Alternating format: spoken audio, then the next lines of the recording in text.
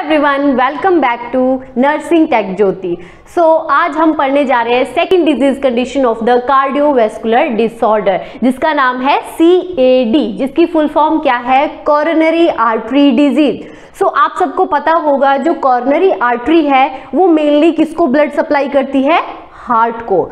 Coronary artery disease का normally मतलब क्या रहता है कि जब जो कोरोनरी आर्टरी है उसमें ब्लॉकेज हो गई और हार्ट को ब्लड सप्लाई नहीं हो पा रही है। हम इसकी डेफिनेशन देखते हैं। सबसे पहले definition, coronary artery disease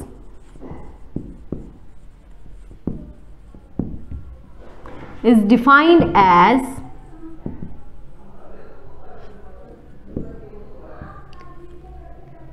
disruption in the blood supply to the heart due to, कैसे होती है, due to the blockage in the coronary artery, due to blockage in the coronary artery। Now question arise होता है, जो coronary artery है वो block कैसे हो रही है। ड्यू टू द एक्यूमुलेशन या फिर डिपोजिशन ऑफ द फैट। और फैट कैसे डिपॉजिट होगा, due to any risk factor. For example कोई बहुत ज्यादा फैट लेता है, अल्कोहल कंजप्शन कर रहा है, स्मोकिंग कर रहा है, या फिर बहुत ज्यादा फैटी डाइट ले रहा है, उसकी वजह से जितना भी फैट है वो एक्यूमुलेट हो जाएगा और वहां पे वो क्या कर देगा, ब्लॉकेज कर देगा कोरोनरी आर्टरी के अंदर, और जिसकी वजह से लैक हो जाएगी blood supply to the heart. इसकी वजह से क्या होएगा, it induced lack of blood supply to the heart। And जब कोरोनरी आर्टरी ब्लॉकेज हो जाए उसकी वजह से क्या क्या फर्दर डिजीज कंडीशंस हो सकती हैं या फिर क्या क्या कॉम्प्लिकेशन अराइज हो सकती है।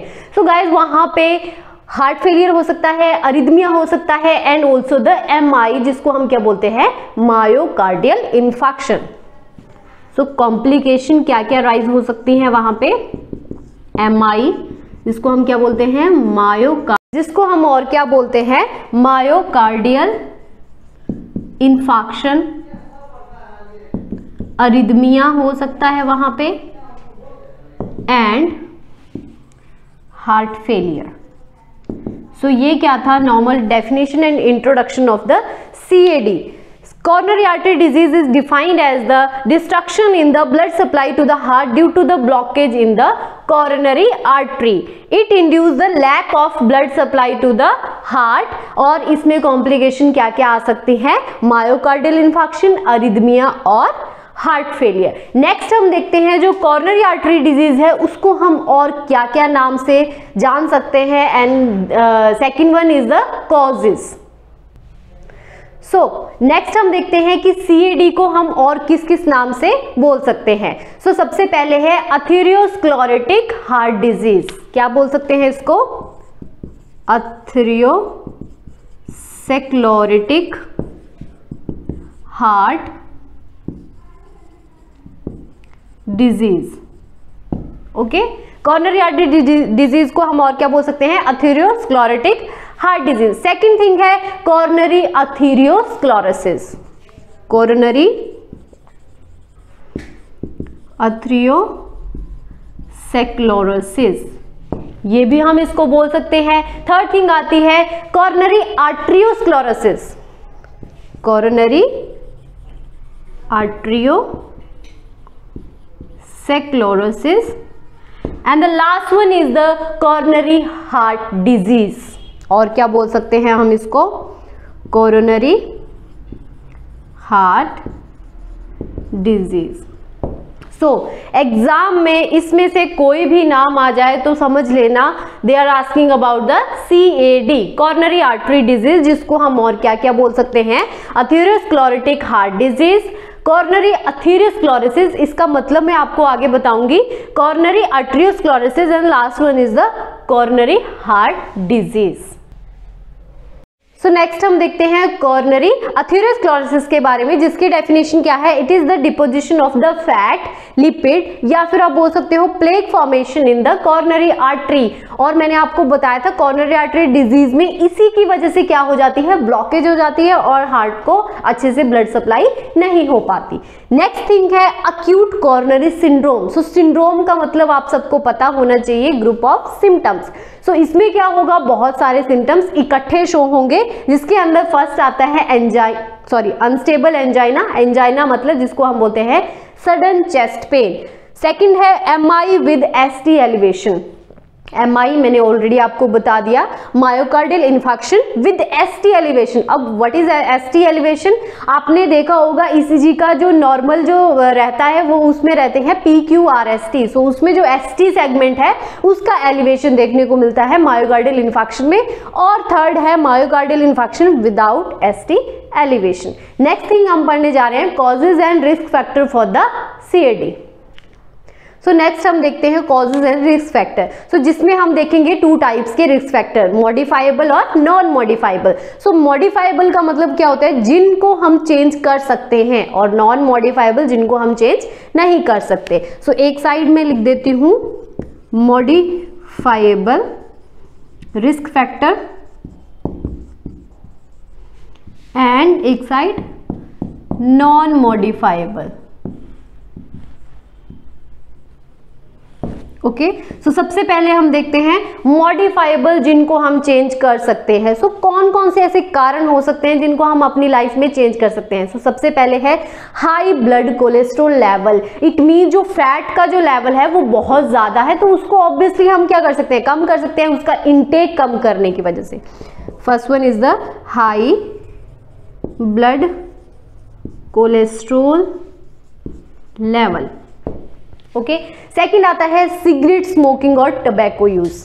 आप सबको पता है सिगरेट स्मोकिंग, टबैको, अल्कोहल ये सारे क्या करते हैं? कहीं ना कहीं हार्ट, किडनी, लंग्स को इफेक्ट करते हैं। स्मोकिंग। थर्ड मॉडिफाइबल जिसको हम चेंज कर सकते हैं हाइपरटेंशन। हाइपरटेंशन की वजह से कैसे हो सकता है CAD? क्योंकि हाइपरटेंशन में भी क्या होता है? जो ब्लड वेसल्स हैं, आर्टरीज हैं, वो बहुत ज्यादा कॉन्स्ट्रिक्ट हो जाती हैं और उनमें जब ब्लॉकेज आ जाती है तो वो क्या करेगी? CAD करेगी, कॉर्नरी आर्टरी डिजीज, मतलब जो कॉर्नरी आर्टरी है उसको ब्लॉक कर देगी। हाइपरटेंशन, और हाइपरटेंशन भी एक ऐसी डिजीज कंडीशन है जिसको हम कंट्रोल कर सकते हैं। नेक्स्ट आता है DM मतलब डायबिटीज मेलाइटस। नेक्स्ट आता है इन वीमेन लैक ऑफ या फिर लो लेवल ऑफ एस्ट्रोजन, वो भी कहीं ना कहीं कॉज कर सकता है CAD को। Low level of estrogen, you all know that estrogen और जो प्रोजेस्टेरोन होते हैं वो वीमेन्स के हार्मोन्स रहते हैं, और जो टेस्टोस्टेरोन है वो मेंस में देखने को मिलता है। नेक्स्ट आता है physical activity and obesity. Physical activities and the last one is the obesity. So ये सारे ऐसे रिस्क फैक्टर हैं जिनको हम अपनी लाइफ में चेंज कर सकते हैं। नेक्स्ट हम देखते हैं नॉन मॉडिफाइबल जिनको हम चेंज नहीं कर सकते। फॉर एग्जाम्पल आप बोल सकते हो फैमिली हिस्ट्री या फिर जेनेटिक। फर्स्ट क्या आता है? Family history of CAD। For example मेरे परदादा को या दादा को क्या था? CAD था, तो ऑब्वियसली मेरे को भी हो सकता है। ऐसा जरूरी नहीं है कि मेरे को होगा, बट हाँ अगर मेरे में वो जीन्स होंगे तो मेरे को देखने को मिल सकता है CAD। नेक्स्ट आता है इंक्रीजिंग एज। इंक्रीजिंग एज, जैसे जैसे हमारी एज बढ़ती रहती है वैसे वैसे जो हमारे आर्टरीज हैं, हमारे ऑर्गन्स हैं, वो श्रिंक होना स्टार्ट हो जाते हैं, और जिसकी वजह से कोई भी अगर फैटी चीज हम ज्यादा ले रहे हैं तो वो ब्लॉकेज वहां पे क्रिएट कर सकती है। नेक्स्ट आता है जेंडर। जेंडर को हम बिल्कुल चेंज नहीं कर सकते, और मेनली ये मेल्स में देखने को मिलता है। क्यों? क्योंकि ये मैक्सिमम जो मैंने बताई स्मोकिंग, ये सारी अल्कोहल की चीजें, फैट लेना, ये मैक्सिमम वैसे मेल्स में देखने को मिलता है। नेक्स्ट आता है race on the white people, ये ज्यादा देखने को मिलता है, या फिर बोल सकते हो वाइट पॉपुलेशन। सो ये सारे क्या थे, मॉडिफाइबल एंड नॉन मॉडिफाइबल। एक बार फिर से मैं आपको इलेबोरेट कर देती हूँ। मॉडिफाइबल जो हम अपनी लाइफ में चेंज कर सकते हैं, जिसमें आता है हाई ब्लड कोलेस्ट्रॉल लेवल या फिर जो ज्यादा लिपिड्स लेते हैं। सेकंड है smoking, hypertension, diabetes mellitus, low level of estrogen. Then physical activities को कम करना, कम करेंगे ओबेसिटी बढ़ेगी, और ओबेसिटी भी क्या है, एक रिस्क फैक्टर है। नेक्स्ट आता है नॉन मॉडिफाइबल, जिनको हम चेंज नहीं कर सकते, जिसके अंदर आती है फैमिली हिस्ट्री या फिर genetic, increasing age, gender males में देखने को मिलता है, and last one is the race, white population में देखने को मिलता है। नेक्स्ट हम देखेंगे इसकी पैथोफिजियोलॉजी, इट मींस जो CAD है ये कैसे होता है हमारी बॉडी में। सो नेक्स्ट हम देखते हैं पैथोफिजियोलॉजी, इट मींस जो CAD है वो कैसे होता है। तो सबसे पहले क्या है, due to any etiological factor, मैंने आपको ऑलरेडी बता दिए, मॉडिफाइबल या नॉन मॉडिफाइबल में से कोई भी इटियोलॉजिकल फैक्टर यहाँ पे कॉज कर सकता है, जो क्या करेगा, इंजरी कर देगा endothelial lining of the vessels. Vessels या फिर आर्टरीज आप बोल सकते हो, उनके अंदर जो एंडोथेलियल लाइनिंग होती है उसको क्या करेगा, वो डैमेज कर देगा, इंजरी कर देगा, जिसकी वजह से क्या होगा, वहां पे इन्फ्लामेटरी रिएक्शन होगा और इम्यूनिटी का क्या होगा, रिएक्शन रहेगा। नेक्स्ट आता है एक्यूमुलेट होना स्टार्ट हो जाएंगे लिपिड्स इन द आर्टरीज, या फिर मेन हम बोल सकते हैं कॉर्नरी आर्टरी में क्या होगा, जितने भी एक्सुडेट्स हैं या लिपिड्स हैं वो वहां पे एक्यूमुलेट होना स्टार्ट हो जाएंगे। नेक्स्ट क्या होगा, वहां पे formation of fibrous cap over the dead fatty cells, ठीक है, जितने भी जो वहां पे जो डैमेज सेल्स हैं वहां पे फाइब्रस टिश्यू इकट्ठा होना स्टार्ट हो जाएंगे, और वो क्या करेंगे, प्रोट्रूजन ऑफ द अथ्रोमा। अथ्रोमा का मतलब क्या होता है, जो प्लेक फॉर्मेशन जो बनी थी वो क्या करेगी, अब प्रोट्रूड करेगी। प्रोट्रूड का मतलब क्या होता है, एक जगह से दूसरी जगह में जाना स्टार्ट कर देगी, मतलब इंक्रीज होना स्टार्ट कर देगी, जिसकी वजह से वहां पे नैरोइंग हो जाएगी आर्टरीज की, मेनली कॉर्नरी आर्टरी की, और लास्ट में हो जाएगी blockage in the coronary artery. So ये क्या थी overall pathophysiology of the CAD। Next हम देखते हैं sign and symptom of the CAD। So next हम देखते हैं साइन एंड सिम्टम। सो सबसे पहला साइन एंड सिम्टम वहां पे देखने को मिलेगा एंजाइना पेक्टोरिस, जिसको हम नॉर्मल वर्ड में बोल सकते हैं चेस्ट पेन। क्या रहेगा वहां पे, चेस्ट पेन, और मेडिकल टर्म में हम उसको क्या बोलते हैं, एंजाइना पेक्टोरिस।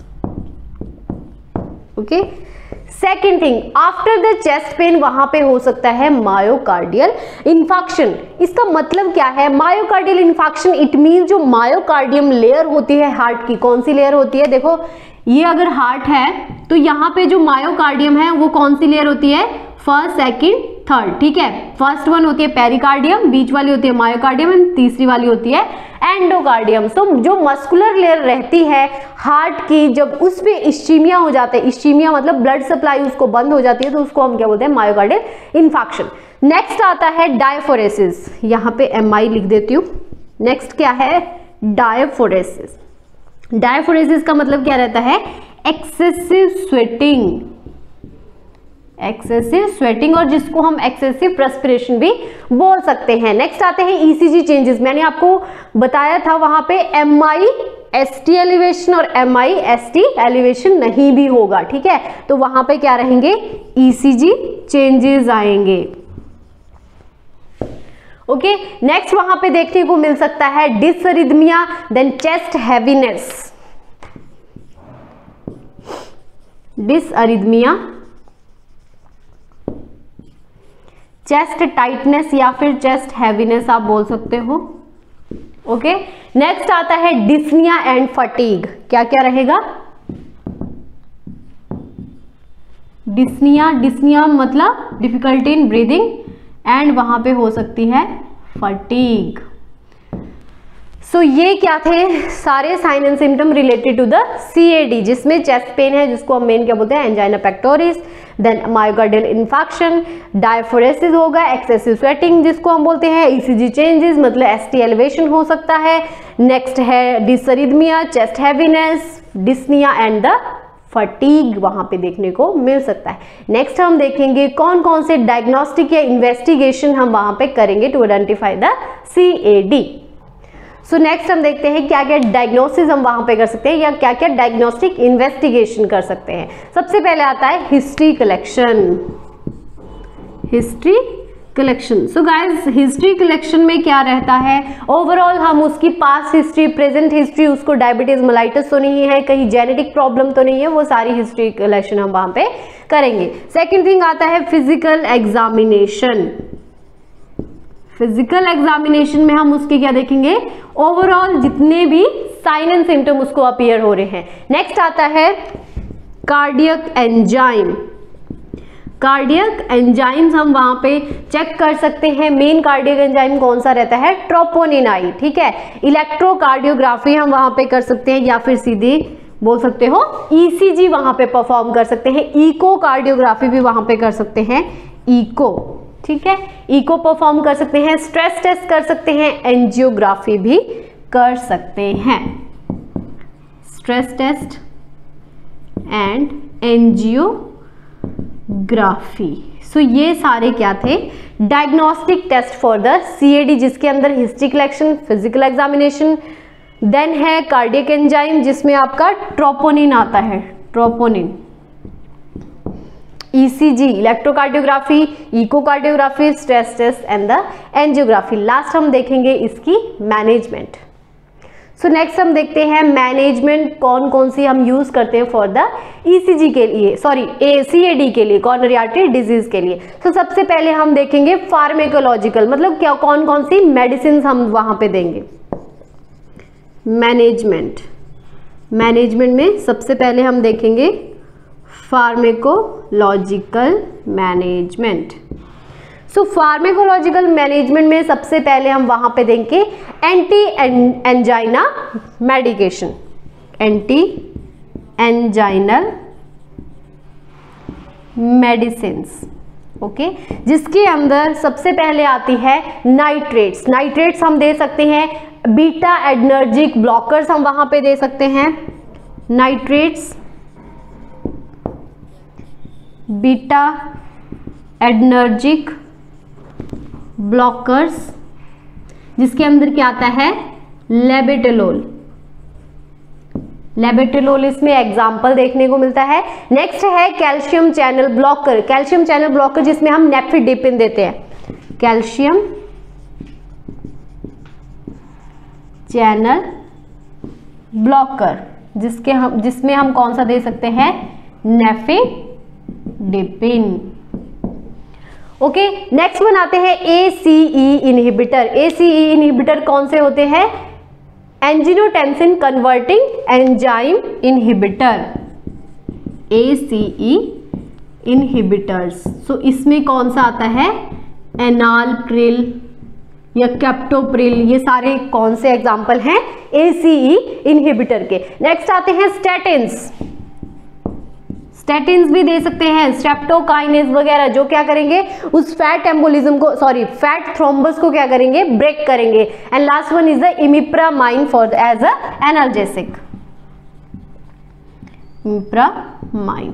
सो ये क्या थे सारे फार्मेकोलॉजिकल ड्रग्स जो हम मेनली सीएडी में यूज करते हैं। सबसे पहले है एंटी, ये सारी आप बोल सकते हो एंटी एंजाइनल ड्रग्स है, जिसके अंदर नाइट्रेट्स आते हैं, बीटा एडनर्जिक ब्लॉकर जिसमें मैंने आपको बताया लेबेटोलोल। नेक्स्ट है कैल्शियम चैनल ब्लॉकर जिसमें नेफिडिपिन आता है, एसीई इनहिबिटर जिसके अंदर एनालप्रिल या कैप्टोप्रिल आता है, स्टैटिन्स दे सकते हैं या फिर इमिप्रामाइन दे सकते हैं। नेक्स्ट हम देखते हैं नॉन फार्मेकोलॉजिकल, जिसमें हम देखेंगे क्या क्या लाइफस्टाइल वो चेंज करेगा। सो नेक्स्ट हम देखते हैं कौन कौन सी सर्जरीज हम यूज करते हैं फॉर द सीएडी के लिए, सर्जिकल मैनेजमेंट। सो सबसे पहले सर्जिकल मैनेजमेंट में आती है एंजियोप्लास्टी, मतलब रिपेयर करेंगे कॉर्नरी आर्टरी की। सबसे पहले है एंजियोप्लास्टी। सेकेंड थिंग है स्टेंट, वहां पे डाल सकते हैं। स्टेंट क्यों डालते हैं, ताकि जो ब्लॉकेज है उसको हम ओपन कर सके। नेक्स्ट आता है सीएबीजी।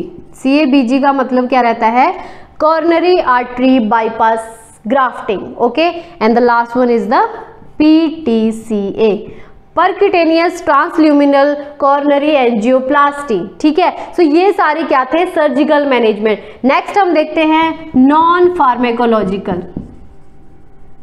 इट मीन्स हम उसके लाइफस्टाइल में क्या क्या चीजें चेंज कर सकते हैं। सो ये हम याद रखेंगे अकॉर्डिंग टू द जो जितने भी हमने रिस्क फैक्टर पढ़े थे। सबसे पहले क्या करना है, उसको stop smoking, increase physical activities,